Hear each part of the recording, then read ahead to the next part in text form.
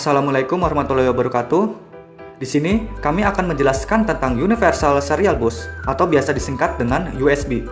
Sebelumnya, perkenalkan nama saya Muhammad Eko Ramadan dan anggota lainnya ada Satrio Aji Laksono dan Amin Rahman.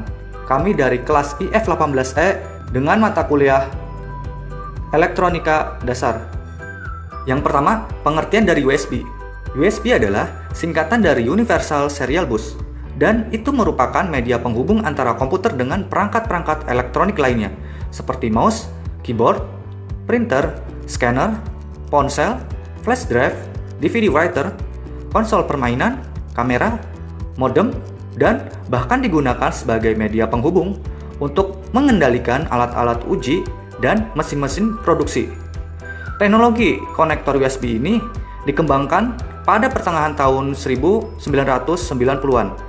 Ini telah menjadi standar untuk hampir semua komputer dan ponsel, serta perangkat elektronik lainnya. USB juga dijadikan standar untuk pengisian baterai untuk ponsel dan beberapa perangkat elektronik lainnya. Selanjutnya, latar belakang dari penggunaan USB. Teknologi USB ini pada awalnya dikembangkan oleh 7 perusahaan besar, yaitu Compaq, DEC, IBM, Intel, Microsoft, NEC, dan Nortel, yang bertujuan untuk membuat koneksi yang lebih mudah dan menjadi standar penghubung antara perangkat elektronik lainnya dengan PC atau personal komputer, sehingga dapat menggantikan beberapa macam bentuk konektor yang terpasang pada PC tersebut, serta menyederhanakan konfigurasi perangkat lunak pada semua perangkat yang terhubung ke USB, dan juga mempercepat transfer data dari perangkat eksternal atau peripheral ke PC yang bersangkutan ataupun dari komputer ke perangkat tersebut. Selanjutnya, sifat dan kemampuan dari USB. Yang pertama, mudah dihubungkan ke komputer karena tidak perlu membuka penutup komputer itu. Yang kedua, bentuk konektor USB itu seragam, hanya ada 2 bentuk tipe soket. Yang ketiga, hot pluggable, artinya peralatan USB dapat dihubungkan saat komputer itu hidup.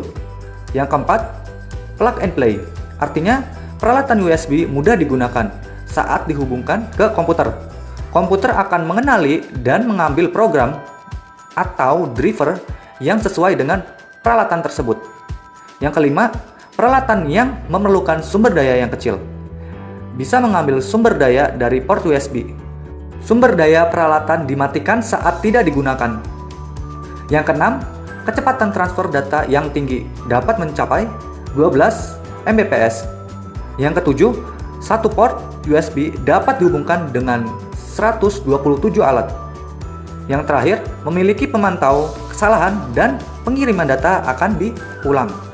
Baik, terima kasih. Untuk selanjutnya yaitu cara atau model transfer data pada USB. Di sini ada 4 macam. Yang pertama yaitu control transfer.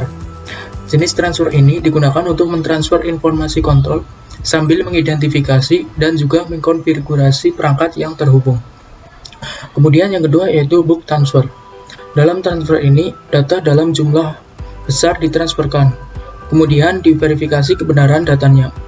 Jenis transfer ini biasa digunakan pada printer. Kemudian yang ketiga yaitu interrupt transfer. Transfer data jenis ini untuk mentransmisikan data kecil secepat mungkin. Interrupt transfer ini biasanya digunakan pada mouse ataupun pada keyboard. Yang keempat yaitu synchronous transfer. Transfer ini biasanya digunakan untuk pemindahan data ataupun streaming data secara cepat dan real time. Waktu merupakan faktor terpenting pada synchronous transfer ini. Kemudian selanjutnya yaitu transaksi pada USB. Dalam satu kali transaksi, USB dapat mengirimkan 3 paket informasi. Ada token paket, data paket, dan juga handshake paket. Untuk token paket sendiri yaitu paket yang selalu dikirimkan oleh host. Kemudian data paket yaitu paket yang dapat dikirimkan baik oleh host maupun oleh perangkat. Kemudian handshake paket yaitu paket yang berisikan informasi tentang sukses ataupun gagalnya penerimaan paket data. Perangkat dapat mengirimkan handshake paket ke komputer Ataupun sebaliknya, komputer juga dapat mengirimkan handshake paket ke perangkat untuk melakukan koreksi terhadap suatu kesalahan. Kemudian selanjutnya yaitu sistem arsitektur USB. USB dikendalikan oleh host. Dapat beberapa perangkat yang terhubung ke komputer, namun hanya ada satu host yang mengendalikan satu bus.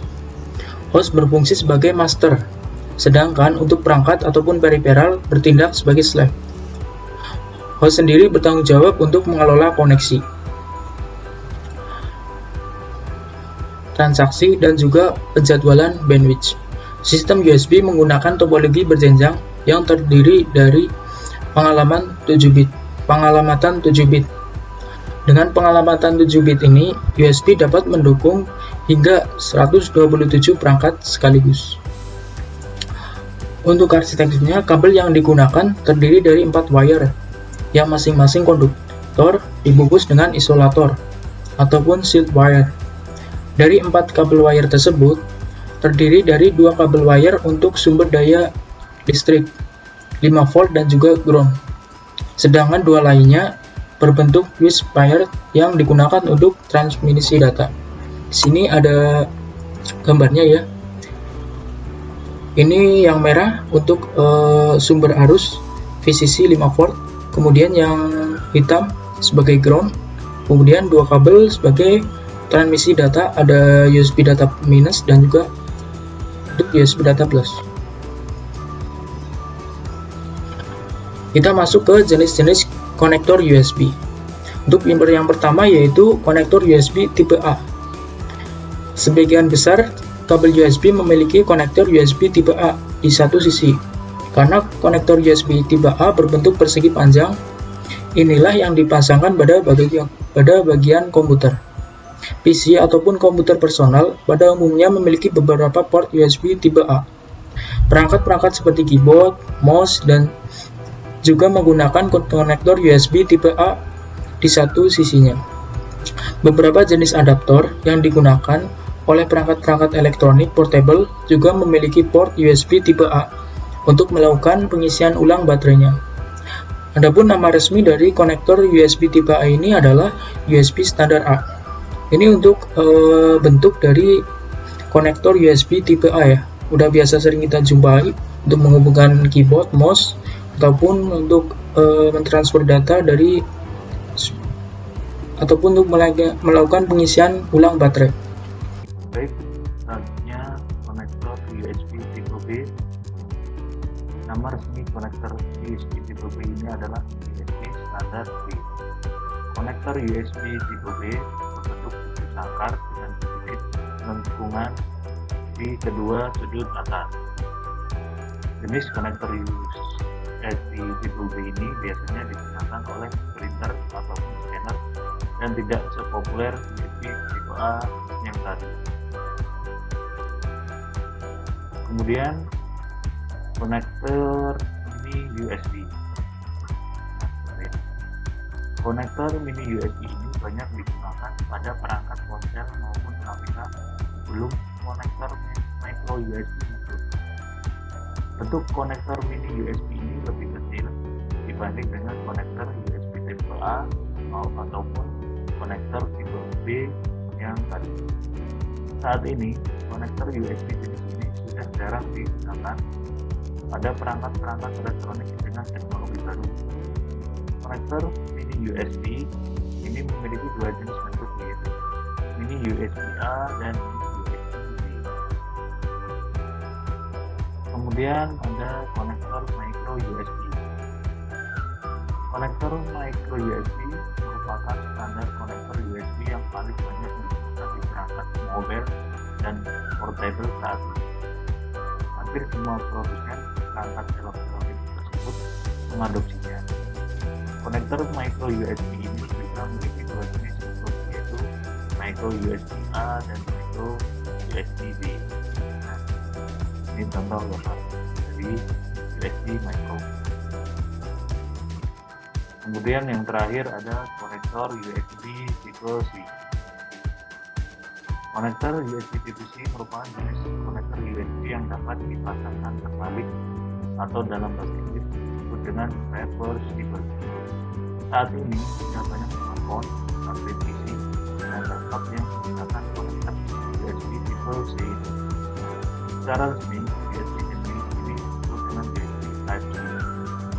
Nah, ini contoh dari USB Type-C.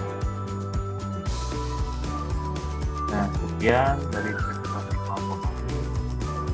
Terima kasih. Assalamualaikum warahmatullahi wabarakatuh.